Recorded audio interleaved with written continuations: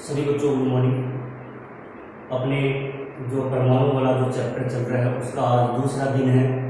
पहले वाले में जो पहला वाला जो वीडियो था उसमें अपने थॉमसन का जो परमाणु मॉडल पढ़ा था, रदरफोर्ड का अल्फा परिकीर्ण प्रयोग का अपने डायग्राम भी बनाया था। उसके बारे में कुछ अपने उसकी बनावट और जो प्रेक्षण निष्कर्ष उसके बारे में भी अपनी चर्चा की थी। तो आज हमने थोड़ा सा और इसको देख लेते हैं, रदरफोर्ड का अल्फा परिकीर्ण प्रयोग। तो बच्चों रदरफोर्ड का जो अल्फा परिकीर्ण प्रयोग है उसमें क्या किया गया कि परमाणु की संरचना को समझाने के लिए रदरफोर्ड ने अपना एक प्रयोग प्रस्तुत किया जिसे अपने क्या कहते हैं, रदरफोर्ड का अल्फा परिकीर्ण प्रयोग कहते हैं। इस प्रयोग को पूरे प्रयोग को किसने किया गया बच्चों, एक निर्वात बॉक्स में किया गया। ये पूरा एक क्या है, निर्वात बॉक्स है। उस निर्वात बॉक्स में उसने क्या किया, एक शीशे का बॉक्स लिया, उस शीशे के बॉक्स में अल्फा कण का स्रोत लिया। ठीक है, यहां से अल्फा कण उत्सर्जित होकर शीशे के डायफ्राम में से निकलते हैं। शीशे का डायफ्राम क्या करता है, उन जो किरणों का एक पुंज आता है उनको सीधी रेखा में गुजार देता है ये। फिर ये सीधी रेखा में गुजारने के पश्चात आगे क्या लगा होता है, एक स्वर्ण पन्नी लगी होती है। जब ये अल्फा कण स्वर्ण पन्नी से टकराते हैं तो इसमें से क्या देखा गया, इसमें से ये देखा गया कि अधिकांश जो अल्फा कण है वो इस पन्नी को पार करके सीधे निकल गए। ठीक है, कुछ अल्फा कण क्या हुए, अल्प कोणों पर परिकीर्णित हो गए और 20,000 में से एक कण या 15,000 में से एक कण ने क्या किया, पश्च परिकीर्णन किया, यानी वापिस जिस दिशा से आया था उसी दिशा में वापिस लौटा। और इन अल्फा जब ये जो अल्फा कण है वो एक जर्नलस जिंक ZnS यानी जिंक सल्फाइड युक्त एक पर्दा होता है जिस पर ये अल्फा कण क्या हुए, चिपक गए। ठीक है, और चिपकने के पश्चात सूक्ष्मदर्शी के माध्यम से उन अल्फा कणों को क्या किया गया, उनकी गिनती की गई। ये तो इसका अपने को बताना है बच्चों। अब इस रदरफोर्ड अल्फा परिकीर्ण प्रयोग के क्या प्रेक्षण किए गए, क्या निष्कर्ष लिए गए, इसकी क्या कमी रह गई थी, वो अपने आज इसमें चर्चा करेंगे। सबसे पहले अपने ये देखते हैं कि रदरफोर्ड अल्फा परिकीर्ण प्रयोग के प्रेक्षण क्या क्या है इसके। देखो बच्चों, पहला प्रेक्षण क्या था, पहला प्रेक्षण आपको ये पता है कि इस स्वर्ण पन्नी को पार करके अधिकांश अल्फा कण स्वर्ण पन्नी को पार करके क्या होते हैं, सीधे निकल जाते हैं। ठीक है, यहां पर क्या बताइए, अधिकांश अल्फा कण स्वर्ण पन्नी को पार करके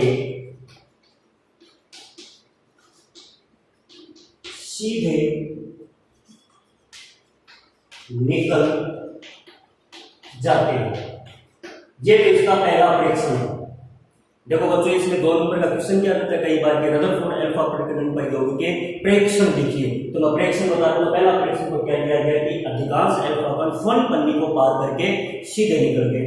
दूसरा प्रेक्षण क्या था, कुछ कण अल्प कोणों पर परिकीर्णित हो गए। ये परिकीर्णित हो गए। ठीक है, तीसरा प्रेक्षण क्या देखा गया, 20,000 में से एक कण पश्च परिकीर्णन करता है।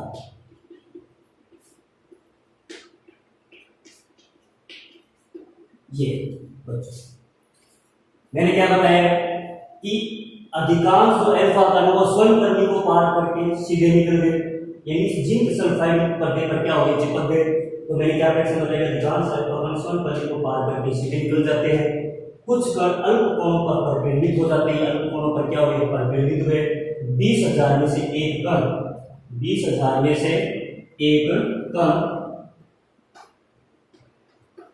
पश्च परिकीर्णन भी करता है। ये इसके बच्चों प्रेक्षण लिए गए थे। अब बच्चों प्रेक्षण ले लिए तो उस प्रेक्षणों का क्या निष्कर्ष निकला, वो निष्कर्ष और बताएंगे। देखो पहला, देखो इसी में बता दो, प्रेक्षणों में ही उसका निष्कर्ष निकल कर आएगा। देखो अधिकांश अल्फा कण स्वर्ण पन्नी को पार करके सीधे निकल जाते हैं, तब रदरफोर्ड ने निष्कर्ष निकाला कि परमाणु का अधिकांश भाग क्या होता है, खोखला होता है। जैसे इस प्रकार से है, ये परमाणु था, ये क्या था बताओ, नाभिक था। तो इसमें से जो अल्फा कण है, ये जो अल्फा कण पहले तो क्या हो गए, अल्प कोणों पर केंद्रित हो गए इस प्रकार से। ये कुछ कण क्या हो गए, सीधे निकल गए, ठीक है। ये अल्प कोणों पर क्या हो गए, परकेंद्रित हो गए।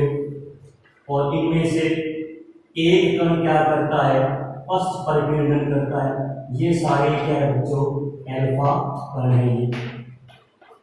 ये इसका परमाणु है। तो मैंने क्या बताया, प्रेक्षणों से निष्कर्ष बताएंगे कि अधिकांश अल्फा कण स्वर्ण पन्नी को पार करके सीधे निकल जाते हैं। तब रदरफोर्ड ने निष्कर्ष निकाला कि परमाणु का अधिकांश जो भाग होता है वो खोखला होता है, जो कि थॉमसन मॉडल के विपरीत है।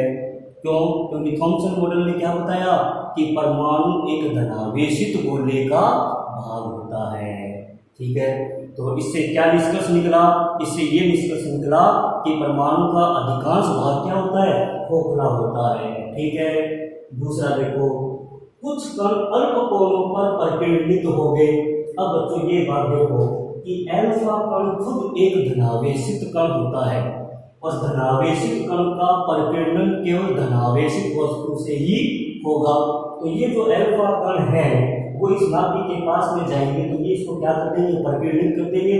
तो ये मैंने क्या बताया प्रेक्षण में कि कुछ कण अल्प कोणों पर परिकेंद्रित हो गए। तब रदरफोर्ड ने निष्कर्ष निकाला कि अल्फा कण स्वयं एक धनावेशित कण होता है, और इनका परिकेंद्रण केवल धनावेशित वस्तु से ही संभव है। ये इसका निष्कर्ष हो गया दूसरे का, ठीक है। तीसरा देखो, तीसरे में क्या है कि 20,000 में से एक कण पश्च परिकेंद्रण करता है। तब रदरफोर्ड ने निष्कर्ष निकाला कि परमाणु के केंद्र भाग में अत्यंत सूक्ष्म धनावेशित होता है, जिसे क्या कहते हैं, अपने नाभिक कहते हैं। क्यों? क्योंकि अल्फा कण धनावेशित है, तो ये धनावेश इसके धनावेश के पास में आएगा तो क्या लगेगा, प्रतिकर्षण पर लगेगा, जिससे वो क्या हो जाएगा, मुड़कर वापिस जहां से चला था उसी स्थान पर वापिस आ सकता है। तो ये इसमें नाभिक की खोज हो गई थी। तो नाभिक के बारे में किसने बताया था बच्चों, रदरफोर्ड ने ही बताया था। तो देखो, इन तीनों प्रेक्षणों से मैंने बच्चों 3 निष्कर्ष को निकाल दिए। तो क्वेश्चन किसी भी प्रकार से पूछा जा सकता है, या तो पूछ सकते हैं कि रदरफोर्ड अल्फा परिकेंद्रण प्रयोग के प्रेक्षण देखे, तो बच्चों ये 3 प्रेक्षण है, ठीक है। तीनों प्रेक्षणों के बाद ये देखो, ये डायग्राम इसमें बनाना है। फिर निष्कर्ष क्या बताएंगे, निष्कर्ष मैंने क्या बताया है कि अधिकांश अल्फा कण स्वर्ण पन्नी को पार करके सीधे निकल जाते हैं। तब रदरफोर्ड ने क्या निष्कर्ष निकाला कि परमाणु का अधिकांश भाग खोखला होता है। दूसरे में देखो, कुछ कण अल्प कोणों पर परिकेंद्रित हो गए। तब रदरफोर्ड ने निष्कर्ष निकाला कि अल्फा कण स्वयं एक धनावेशित कण होता है, इसका परिकेंद्रण केवल धनावेशित वस्तु से ही संभव होता है। तीसरे में क्या है कि 20,000 में से एक कण पश्च परिकेंद्रण करता है। तब रदरफोर्ड ने निष्कर्ष निकाला कि परमाणु के केंद्र भाग में अत्यंत सूक्ष्म धनावेश होता है, जिसे अपने क्या कहते हैं, नाभिक कहते हैं। तो ये इनके तीनों प्रेक्षणों के निष्कर्ष भी अपने शामिल हो गए हैं, ठीक है बच्चों। अब आगे इसमें देखते हैं कि इसकी कमी क्या रह गई, ये रदरफोर्ड मॉडल फेल कहाँ पर हो गया, कमी बाद में देखेंगे। पहले इसमें मैं एक और बता देता हूँ कि रदरफोर्ड का परमाणुिक मॉडल वो देखेंगे अपने, रदरफोर्ड का परमाणु मॉडल।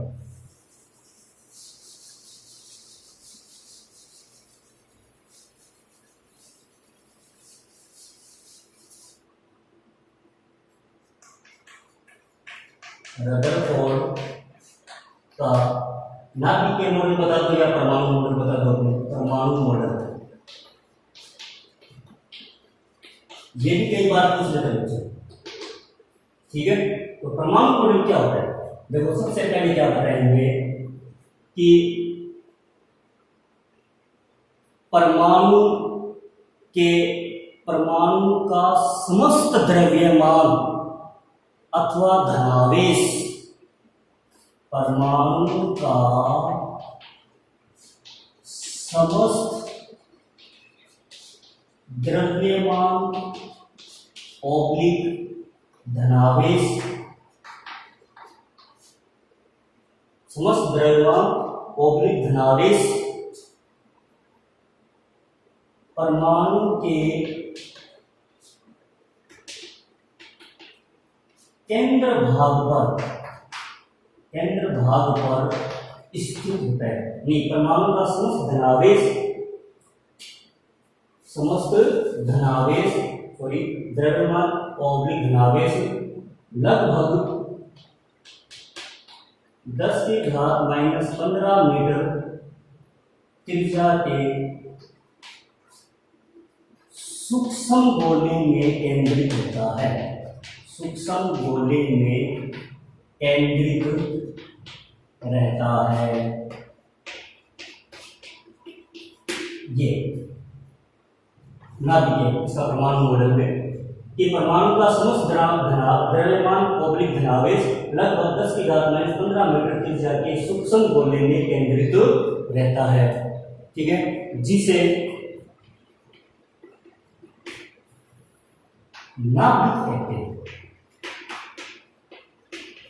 जिसे दोस्तों क्या कहते हैं? अपने नाभिक कहते हैं। दूसरे में क्या है? 10⁻⁻10 मीटर त्रिज्या के खोखले गोले में समान मात्रा में इलेक्ट्रॉन स्थित रहते हैं। इलेक्ट्रॉन क्या रहते हैं? स्थित रहते हैं, यानी जो अपने बीच में जो इस प्रकार से ये 10⁻15 मीटर की त्रिज्या हो गई, और यहाँ पर वो इलेक्ट्रॉन क्या रहते हैं? स्थित रहते हैं 10⁻10 मीटर की त्रिज्या के गोले। तीसरा अपने पास ये है इलेक्ट्रॉन नाभिक के चारों ओर वृत्ताकार कक्षाओं में चक्कर लगाता है। ये इसके 3 मॉडल। पहला क्या है? परमाणु का समस्त द्रव्यमान ऑब्लिक धनावेश लगभग 10⁻15 मीटर त्रिज्या के सूक्ष्म गोले में केंद्रित रहता है, जिसे अपने क्या कहते हैं? नाभिक कहते हैं। 10⁻10 मीटर त्रिज्या के खोखले गोले में इलेक्ट्रॉन 10⁻10 मीटर त्रिज्या के खोखले गोले में इलेक्ट्रॉन समान मात्रा में स्थित रहते हैं। खोखले गोले में इलेक्ट्रॉन समान मात्रा में स्थित रहते हैं। और तीसरा इलेक्ट्रॉन नाभिक के चारों ओर वृत्ताकार कक्षाओं में चक्कर लगाता है। स्थिर नहीं रहते, बल्कि चारों ओर से क्या करेंगे? वृत्ताकार कक्षाओं में चक्कर लगाते रहते हैं। ये इसका परमाणु मॉडल है। अब इसकी क्या देखते हैं? अपनी कमी की कमी क्या है?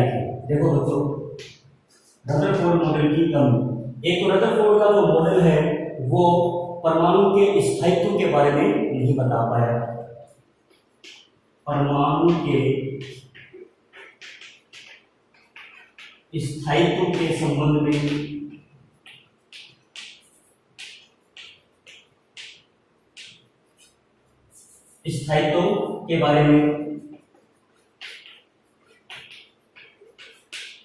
नहीं बता सका। एक कमी। दूसरी कमी रेखिक स्पेक्ट्रम के बारे में। रेखिक स्पेक्ट्रम के बारे में ये देखो 3 इसके अपने पास 2 इसकी कमियां जरूर पूछी जाती है। 1 नंबर की रदरफोर्ड मॉडल की रदरफोर्ड मॉडल की कोई 2 कमियां लिखिए। तो पहली कमी आपको ये बतानी है, परमाणु के स्थायित्व के बारे में नहीं बता पाया, और एक रेखिक स्पेक्ट्रम के बारे में नहीं बता सका। तो यहाँ पर ये रदरफोर्ड मॉडल क्या हो गया? फेल हो गया। यहाँ पर ये स्वीकार नहीं किया गया। इसके बाद में अपने पढ़ेंगे बोहर मॉडल। ठीक है बच्चों, तो आज के लिए अपने इतना ही देखेंगे कि एक तो अपने रदरफोर्ड अल्फा प्रकीर्णन प्रयोग के प्रेक्षण के बारे में चर्चा की है आज, उसके निष्कर्ष के बारे में चर्चा की है, उसका परमाणु मॉडल पढ़ा है और अपने आज उसकी क्या पढ़ी है, कमी पढ़ी है। और कल अपने देखेंगे इसमें बोहर मॉडल।